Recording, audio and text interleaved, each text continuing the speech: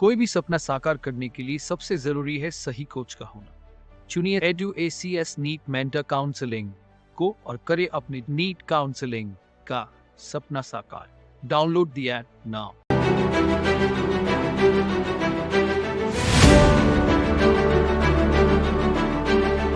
Hello friends, welcome to EduACS your education mentor. So friends, आज के session में हम बात करने वाले हैं उत्तर प्रदेश की मेडिकल काउंसलिंग के बारे में, यूपी की काउंसलिंग के बारे में। फ्रेंड, आप सभी लोगों को पता है, हम अपने प्रीवियस वीडियो में हमने आप लोगों को बताया भी था कि ओवरऑल इंडिया में काउंसलिंग जो है वो स्टार्ट हो गई है मेडिकल की। लेकिन सिर्फ अब तक यूपी एक ऐसा स्टेट था जिसकी काउंसलिंग का कुछ भी प्रोसीजर, कुछ भी शेड्यूल वेबसाइट पर नहीं आया था। इवन एक नोटिस तक नहीं आया था कि काउंसलिंग कब से स्टार्ट हो सकती है। और फ्रेंड, ऐसे में यूपी ने अपनी ऑफिशियल वेबसाइट मेडिकल काउंसलिंग की upneet.gov.in पे काउंसलिंग को लेके शेड्यूल रिलीज कर दिया है, जिसके बारे में हम अभी बात करेंगे। लिंक भी आप लोगों का एक्टिव हो चुका है, लेकिन अभी आप लोगों का जो वर्क है वेबसाइट पे वो चल रहा है, जिस वजह से थोड़ा सा अभी आप लोगों को वेट करना पड़ेगा रजिस्ट्रेशन करने के लिए। और इस साल आपकी यूपी की काउंसलिंग में चेंजेस भी आ गए हैं, जिसके बारे में हम बात करेंगे। तो आप लोगों का प्रोस्पेक्टस नहीं आया है, शेड्यूल आया है फर्स्ट राउंड का पूरा अलॉटमेंट तक का, जिसके बारे में हम बात करेंगे। तो फर्स्ट देखिए, यहाँ पे हम अबाउट काउंसलिंग में जो शेड्यूल आया है उस शेड्यूल को यहाँ पे ओपन कर लेंगे। और आप सभी लोगों को पता है कि काउंसलिंग का जो शेड्यूल होता था यूपी में वो ऐसा होता था कि पहले आप लोगों को ऑनलाइन रजिस्ट्रेशन करना होता था। और रजिस्ट्रेशन टाइमिंग आपको पता है ओनली 60 से 70 सेकंड्स की टाइमिंग होती है आप लोगों के पास। उसमें आपको अपनी सारी डिटेल फिल करके आगे सेव करनी होती हैं। और यूपी में आप लोगों की बैंक अकाउंट की डिटेल भी जो है वहाँ पे फिल होती हैं। पर्सनल डिटेल्स होती हैं, एजुकेशनल डिटेल्स होती हैं, उसके बाद नीट की डिटेल्स आपकी फिल होती हैं, देन आपकी जो बैंक की डिटेल होती है वो आपकी फिल होती हैं, और देन उसके बाद आपका फॉर्म जो है आगे आप लोग प्रोसीड करते हैं।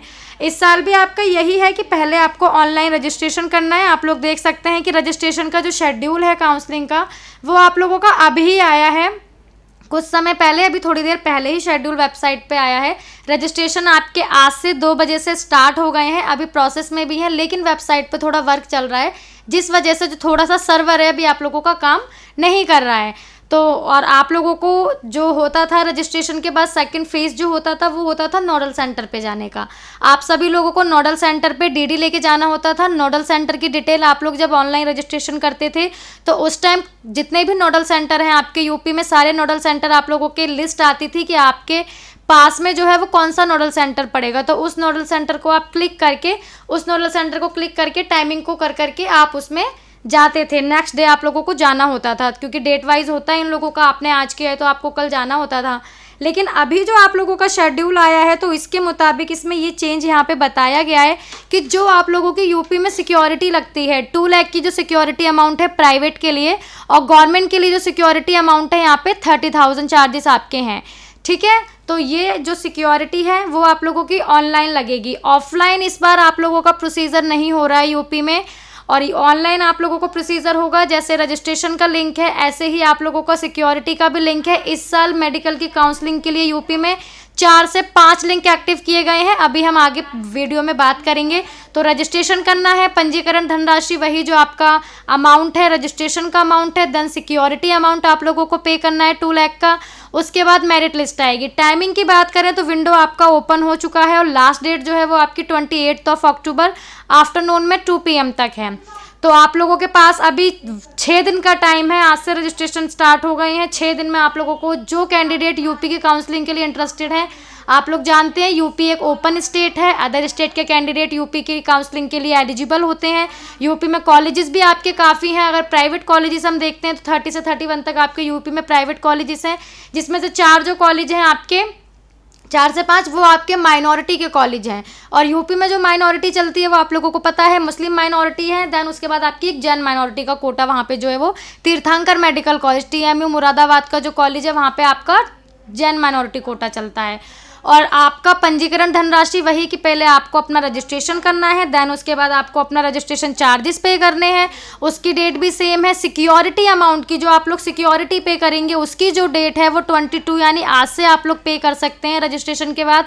जैसे ही फर्स्ट पार्ट कंप्लीट होगा सेकंड पार्ट का ऑप्शन अवेलेबल हो जाएगा आप लोगों को प्रोसीड करना है। देन उसके बाद जो सिक्योरिटी अमाउंट पे कर सकते हैं आप वो 38 अक्टूबर तक पे कर सकते हैं आफ्टरनून में 2 PM तक।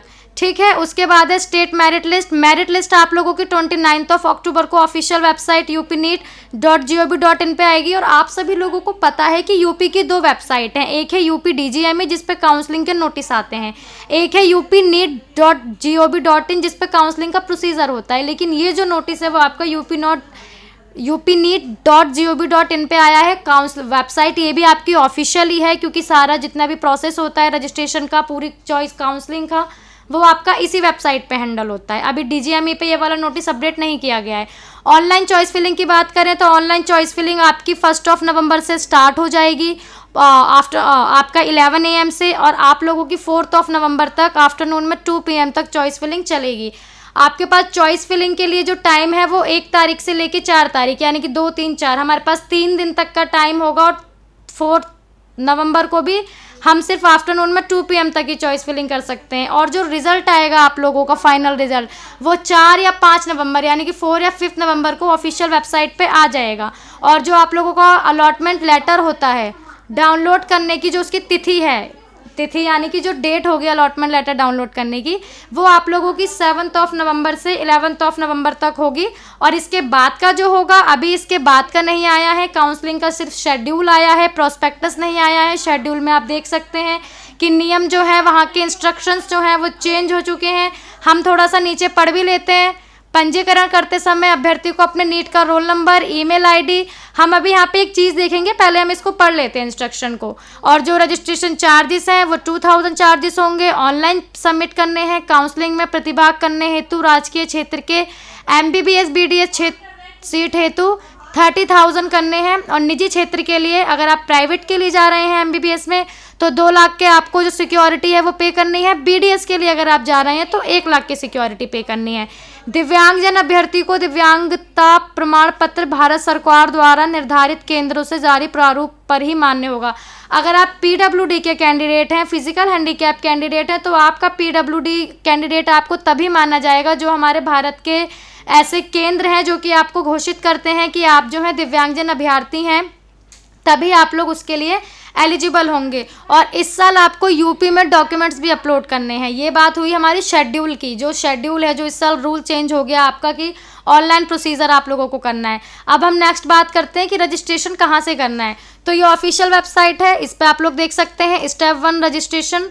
इसमें भी आप लोगों का चेंज आया है। इसमें जब ये लिंक अभी एक्टिव हुआ था आपका थोड़ी देर पहले, तो उस टाइम आपका यहाँ पे नीट की मेल आईडी थी।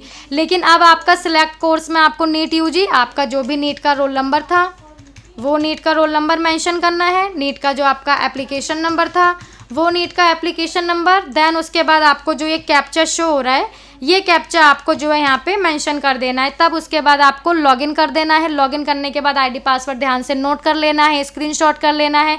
आपका रजिस्टर्ड मेल आईडी पे कॉन्टैक्ट नंबर पे कोई डिटेल आएगी तो उसको सेव करके रखना है, ताकि रेफरेंस के लिए हमारे पास ये चीज़ें काम आए। और यूपी की में रजिस्ट्रेशन करने से पहले इन चीज़ों का ध्यान रखना है कि वर्ड पे या कुछ भी है कहीं पे सारी डिटेल, पहले अपनी पर्सनल डिटेल, एजुकेशन की डिटेल, उसके बाद अपने बैंक की डिटेल नोट कर लेनी है, आधार नंबर नोट कर लेना है कैंडिडेट को अपना, ताकि जब आप लोग रजिस्ट्रेशन करें 60 से 70 सेकंड्स का टाइम होगा, पेज आपका लॉग आउट ना हो जाए।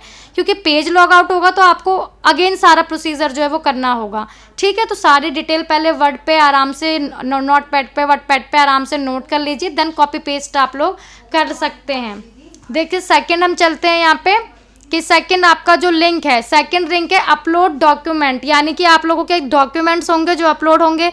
अब वो डॉक्यूमेंट क्या होने वाले हैं, ये अभी उन लोगों का प्रोस्पेक्टस नहीं आया है। डॉक्यूमेंट जो भी होंगे, जितने KB में होंगे, MB में होंगे, जिस फॉर्मेट में होंगे, चाहे PDF फॉर्मेट में हो या JPG JPEG में हो, उसको ऑनलाइन जाइए, कन्वर्ट कीजिए और उसके बाद डॉक्यूमेंट यहाँ पे जा करके आपको अपने अपलोड कर देने हैं। सेकंड फेज करने के बाद आप लोगों को रजिस्ट्रेशन फ़ी पे करनी है। थर्ड में सिक्योरिटी फ़ी 2 लाख का security amount for MBBS, 1 lakh का सिक्योरिटी अमाउंट फॉर BDS पे कर देना है। पे करने के बाद, लॉगिन करने के बाद, ये डिटेल फिल करने के बाद स्टेप 4 आएगा चॉइस फिलिंग। तो चॉइस फिलिंग की डेट हमने आपको बताई दी है कि चॉइस फिलिंग 1 नवंबर से चालू होगी और जो लास्ट उसकी तिथि है वो 4 नवंबर में दोपहर 4 बजे तक है। आफ्टरनून 2 बजे तक आप लोग चॉइस फिलिंग जो है वो कर सकते हैं। ठीक है, उसके बाद आप लोगों का 4 पार्ट में आप लोगों का इस बार हो रहा है, तो आप लोग कीजिए। यहाँ पे ऑफिशियल नोटिस आ चुका है, लिंक एक्टिव हो चुका है, अभी थोड़ा सा सर्वर प्रॉब्लम करेगा तो आप लोग अपनी काउंसलिंग अच्छे से कीजिए। नीट यूजी पीजी आयुष से रिलेटेड और भी इन्फॉर्मेशन के लिए आप हमारे चैनल को सब्सक्राइब कर सकते हैं। Thank you for watching this video and friend all the very best for your NEET counselling activities.